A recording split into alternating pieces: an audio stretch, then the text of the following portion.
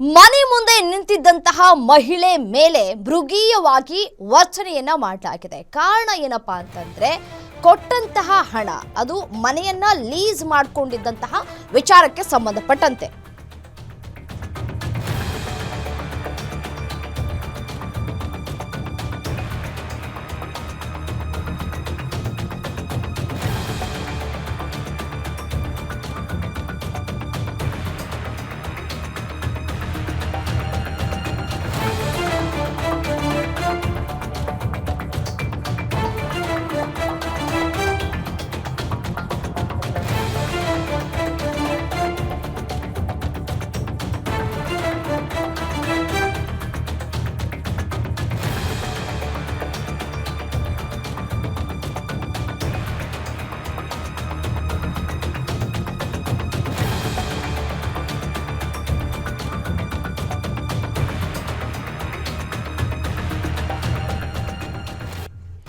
ಮನೆ ಮುಂದೆ ನಿಂತಿದ್ದ ಮಹಿಳೆ ಮೇಲೆ ಮೃಗೀಯ ವರ್ತನೆಯನ್ನ ತೋರಲಾಗಿದೆ. ಮನೆ ಲೀಸ್ ವಿಚಾರಕ್ಕೆ ಎರಡು ಕುಟುಂಬಗಳ ಮಧ್ಯೆ ಗಲಾಟೆಯಾಗಿದೆ. ಈ ಜಡೆ ಹಿಡಿದು ಧರ ಅಂತಾನೆ ಹೇಳಿ ಹುಡುಗ ಹೇಳ್ಕೊಂಡು ಹೋಗಿದ್ದಾನೆ.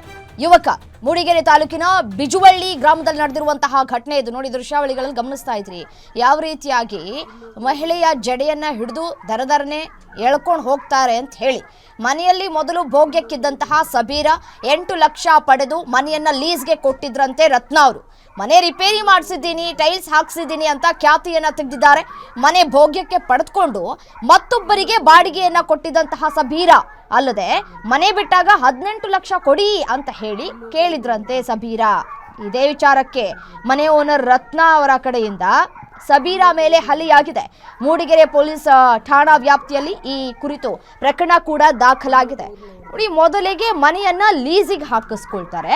ಲೀಸಿಗೆ ಹಾಕಿಸ್ಕೊಂಡ ನಂತರ ಅವರು ವಾಸವಾಗಿರೋದಿಲ್ಲ, ಬೇರೆಯವ್ರನ್ನ ಯಾರನ್ನೋ ಬಾಡಿಗೆಗೆ ಅಂತ ಹೇಳಿ ಮನೆಯನ್ನ ಕೊಟ್ಟಿರ್ತಾರೆ. ಅದಾದ ನಂತರ ಮನೆಯನ್ನ ಖಾಲಿ ಮಾಡಿಸಿ ಬೇರೆಯವರಿಗೆ ಬಾಡಿಗೆಗೆ ಕೊಟ್ಟಿರ್ತಾರೆ ಅನ್ನುವಂತಹ ಮಾಹಿತಿ ಸಿಗ್ತಾ ಇದೆ. ಸೊ ಖಾಲಿ ಮಾಡುವಂತಹ ಸಂದರ್ಭದಲ್ಲಿ 8 ಲಕ್ಷ ಹಣವನ್ನು ಕೊಡಬೇಕಾಗಿತ್ತು, ಬಟ್ ಆದರೆ ಡಬಲ್ ಹಣವನ್ನು ಕೇಳಿದ್ದಾರೆ.